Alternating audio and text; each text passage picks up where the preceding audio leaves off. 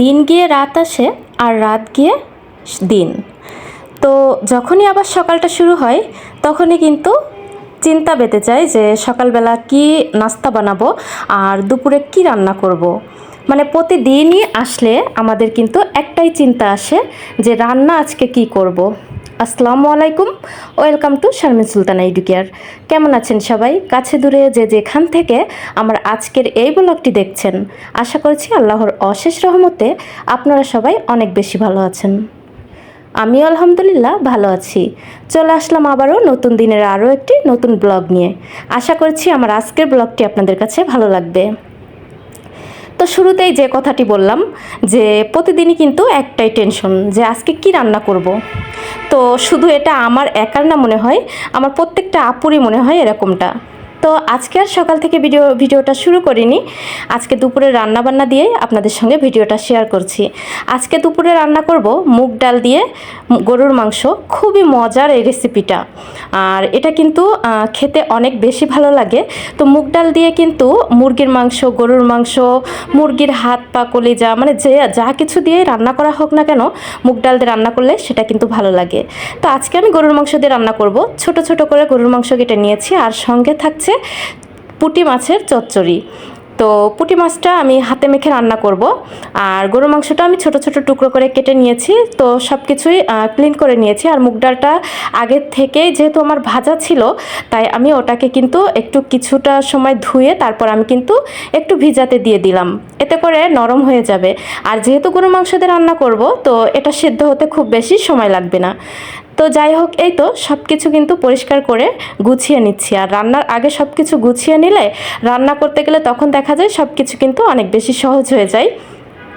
এজন্য সবসময় চেষ্টা করি রান্নার আগেই একটু সব কিছু গুছিয়ে নেওয়ার জন্য।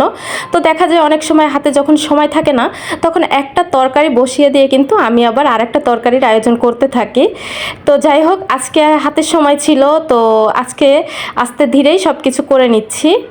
তো এই তো এখানে কিন্তু সব কিছু ধুয়ে ক্লিন করে নিয়ে তারপরে এখানে আমি পেঁয়াজগুলো কেটে নিচ্ছি। আর কেটে নেব রসুন, যেহেতু আজকে পুঁটি মাছের চচ্চড়িটা করব, আর এতে কিন্তু রসুন কুচিটা দিলেই বেশি ভালো লাগে। তো যাই হোক, এই যে সব কিছু কেটে কুটে নিচ্ছি এখন। আর ভিডিওর এ পর্যায়ে এসে আমার আপুদের উদ্দেশ্যে একটু কথা বলে নিচ্ছি।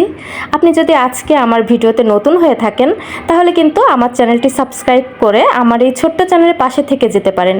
আর পাশে থাকা বেল আইকনটি অবশ্যই প্রেস করে দিবেন, এতে করে আমি যখনই কোনো নিত্য নতুন ভিডিও দিব আপনার মোবাইলে নোটিফিকেশন চলে যাবে, আর আপনি আপনার সময় সুযোগ অনুযায়ী দেখে নিতে পারবেন আমার ভিডিওটি।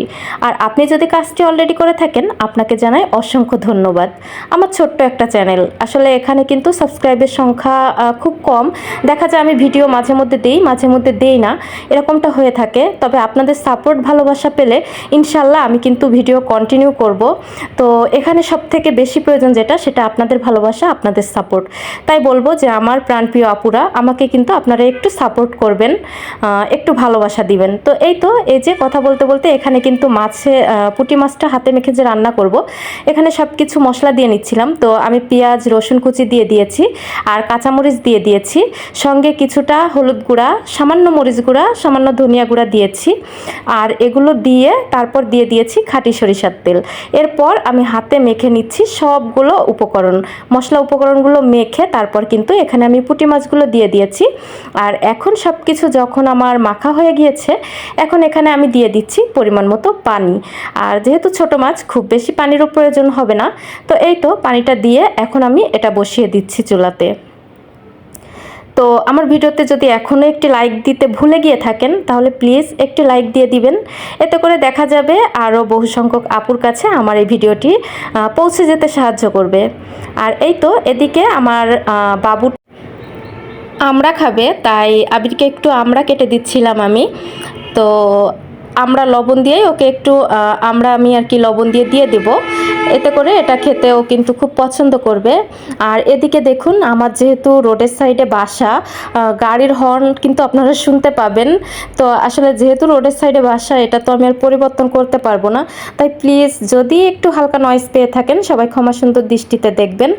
আর এই তো আমরাগুলো কেটে নিয়েছি, আর এখন আমার বাবাটাকে দিয়ে দিব, ও খেয়ে নিবে একা একা বসে বসে। আর আমি এদিকে রান্নাবান্না শুরু করে দিয়েছি। আর এই তো এখন এখানে আমি মুগ ডাল দিয়ে যে গরুর মাংসটা রান্না করব ওই রেসিপিটাই কিন্তু বসিয়ে দিয়েছি। তো এখানে আমি দিয়েছি কিছু গোটা মশলা, তারপর কিন্তু পেঁয়াজ কুচি দিয়ে দিয়েছি। এরপর এখানে আমি দিয়ে দিলাম হলুদ গুঁড়া, মরিচ গুঁড়া, ধনিয়া গুঁড়া, জিরা গুঁড়া, স্বাদ অনুযায়ী লবণ, সব কিছু দিয়ে আমি মশলাটা খুব সুন্দর করে কিন্তু কষিয়ে নিয়েছি। আর এরপর আমি কিন্তু এখানে আদা রসুন পেস্টটাও দিয়ে নিয়েছি। তারপর এখানে আমি যে ছোট করে টুকরো করে কেটে রাখা যে গরুর মাংসগুলো ছিল ওগুলো দিয়ে দিয়েছি। আর এগুলো দিয়ে এরপর আমি কিন্তু এখানে এই যে ডালগুলোও দিয়ে দিচ্ছি। আর এই দুইটা জিনিস একসাথে একদম মিলেমিশে একাকার করে দিব আর কি। দুইটাকে একসাথে মিশিয়ে তারপর আমি খুব ভালোভাবে কষিয়ে নিব। আর এটা দেখা যাবে ডাল আর মাংসটা একসঙ্গে, যেহেতু আমি মাংস ছোট করে টুকরো করে দিয়েছি এজন্য কিন্তু মাংসটা সিদ্ধ হতেও বেশি সময় নেবে না। আর এদিকেই তো ছোট মাছের চচ্চড়িটাও হয়ে গিয়েছে। আমি কিন্তু একদমই শুকিয়ে ফেলিনি, একটু একটু ঝোল রেখেছিলাম আর কি। দেখা গিয়েছে মাছগুলো একটু বড় বড় ছিল, এভাবে খেতেও ভালো লাগবে। আর এদিকে এই যে রান্না বান্না ওদিকে চলছে, আর এদিকে আমি এখন ভাতের চালটা নিয়ে নিয়েছি, ভাত বসিয়ে দিব। তো আমি যেহেতু রাইস কুকারে ভাত বসাই তাই এখানে আমি দেখা যায় রাইস কুকারে পানিটা দিয়ে দিই, আর এরকম আলাদাভাবে চালগুলো ধুয়ে নিয়ে তারপর কিন্তু আমি রাইস কুকারে দিয়ে দিই। তো এই তো এখন কিন্তু এখানে আমি চালগুলো দিয়ে দিলাম। তো আমার ভিডিওগুলো আপনাদের কাছে কেমন লাগে আমাকে কিন্তু অবশ্যই কমেন্টে জানাবেন, কেননা আপনাদের সুন্দর সুন্দর কমেন্টগুলোই কিন্তু আমার পরবর্তী ভিডিওর অনুপ্রেরণা।